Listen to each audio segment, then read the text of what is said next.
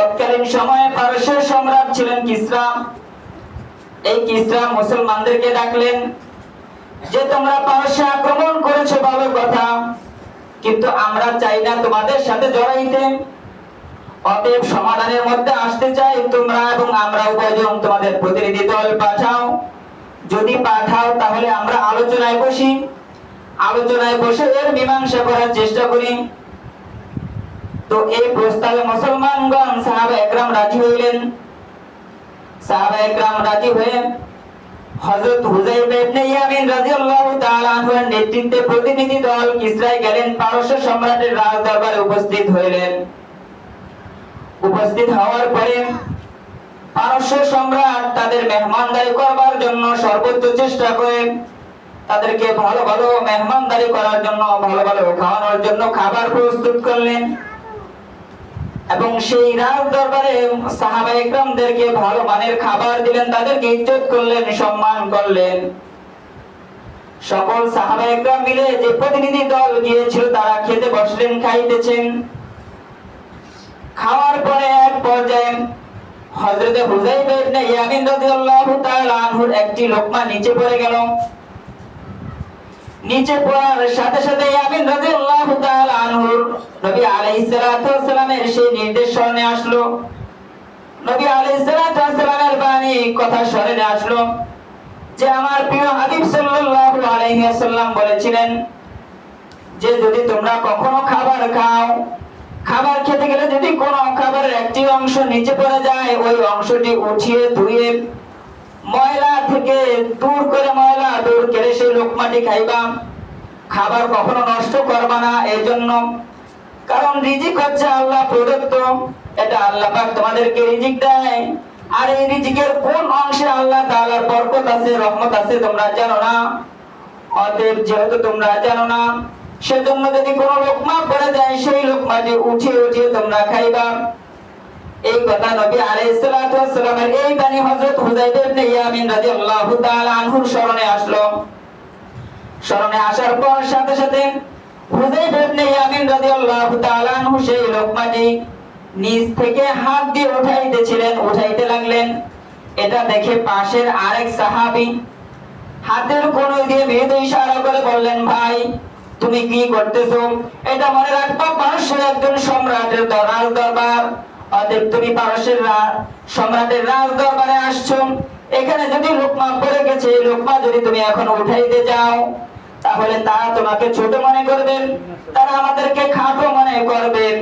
অতএব তুমি এই লোকমাটা উঠায়ও না। এই লোকমা উঠালে তারা আমাদেরকে সম্মান করবে না, তারা আমাদেরকে তুচ্ছ-তাচ্ছিল্য মনে করবে। অতএব তুমি এই লোকমা উঠাইবা না। এই কথা যখন ওই সাহাবী বলল, সাহাবী বলার পরে হুযাইফা ইবনে ইয়ামিন রাদিয়াল্লাহু তাআলা আনহু বললেন, ভাই শোনো, উচ্চ আওয়াজে বললেন, আতরুকু সুন্নাত হাবিবি সাল্লাল্লাহু আলাইহি ওয়াসাল্লাম লিহাউলাইল হুমাকাম। আমি কি এই সমস্ত পারস্য সম্রাটের এই আহমকদের কারণে আমি আমার প্রিয় হাবিব সাল্লাল্লাহু আলাইহি ওয়াসাল্লামের একটি সুন্নাত ছেড়ে দিব?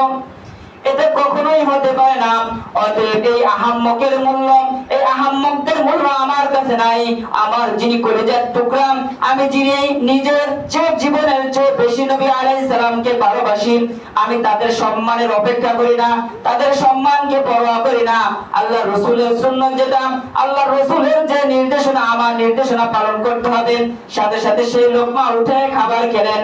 খাবার খাওয়া এই অবস্থা ইহুদিরা দেখলেন। ইহুদিরা দেখে বললেন, সেই অনুষ্ঠানে বললেন যে দেখো ভাই, মুসলমানদের মুহাম্মাদের অনুসারীদের কি অবস্থা। মুহাম্মাদের একটা নির্দেশ ছিল খাবার উঠে খাবার পড়ে গেলে নষ্ট না করে সেই খাবারটা উঠানো। সাহাবা একরাম এরকম ভাবে পালন করতেছেন। আর আমরা কিভাবে জীবন যাপন করতেছি? আমরা আমাদের আমির যিনি, তাদের কোন নির্দেশ মানতেছি না, আমরা আমাদের নিজ অনুযায়ী চলতেছি। তো আমাদের জীবন কোথায়? আর নবী আলাইহিস সালাম অর্থাৎ মুহাম্মাদের অনুসারী সাহাবীদের জীবনই কোথায়? এই ছিল তাদের অবস্থা। তারা কখনো কারো কাছে কোনো সুন্নাতকে ছোট করে নাই। সে হোক রাজ দরবার, সে হোক ইহুদি খ্রিস্টানদের রাষ্ট্র, হোক মুসলিমদের রাষ্ট্র, হোক সেটা কোনো উচ্চ মানের অনুষ্ঠান। আর আমরা কি করি? আমাদের সুন্নাত যদি কোথাও যাই, আমার বাসায় আমি দস্তরখান দিতে লজ্জা বোধ করি। আর ভিআইপি মেহমান আসছে, তাদেরকে দস্তরখান দিন কেমন দেখা যায়? কিসের দস্তরখান? তারা যেভাবে আসছে খাও। আমার ঘর, আমার টাকা পয়সা আছে, নবী আলাইহিস সালামের সুন্নাত হচ্ছে নিচে সবাই একসাথে বসে খাবার, আর আমার হচ্ছে ঘরের সুন্নাত কি বানাইছি আমি, তোরে কি বানাইছি, টেবিল দিয়ে সাজে করে খাবার দিচ্ছি। আমি আমার সম্মান বুঝি, কিন্তু নবী আলাইহিস সালামের বাণী মানতে পারি না। তো সাহাবীদের মধ্যে ছিল এরকম অনুসরণ, তারা এইভাবে নবীদের সুন্নতকে আঁকড়ে ধরেছেন, মেনেছেন। আর যারা ঈদে মিলাদুন নবী পালন করে, যারা এভাবে নবী আলাইহিস সালাতু ওয়াস সালামের জন্মদিনকে পালন করে, তাদের মধ্যে কি সুন্নত আছে?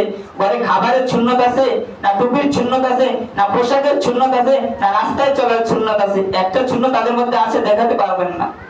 তারা কি বলে? আমরা নবীর আশিকে রাসূল। এটা সম্পূর্ণ ভুয়া। এটা কি ভুয়া? এটা সম্পূর্ণ, এটি আহমক ছাড়া। ওই যে ছিল না আহমক, হুযায়ফা বলেছিল যে ওই এই সমস্ত আহমক, ওই আহমকদের মধ্যে ওরাও আছে, যারা নবীর দিন একদিনেই নবীর জন্মদিন উপলক্ষে 12 রবিউল আউয়াল আসলে ঈদে মিলাদুন নবী পালন করে, যারা এটা করে তারা কি? তারা ওই পারস্যের সম্রাটের রাজ দরবারদের মতো আহম্মক।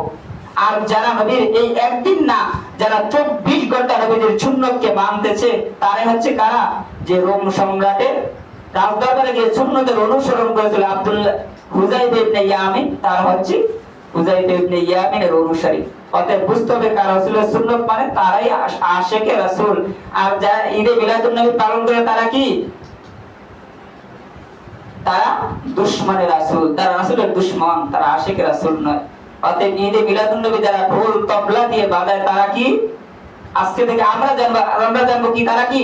দুশমনে রাসূল, রাসূলের চিরতর দুশমন ওরা। আল্লাহ পাক রব্বুল আলামিন আমাদেরকে নবী আলাইহিস সালাতু ওয়াস সালামের প্রতিটি সুন্নাত অনুযায়ী আমল করার তৌফিক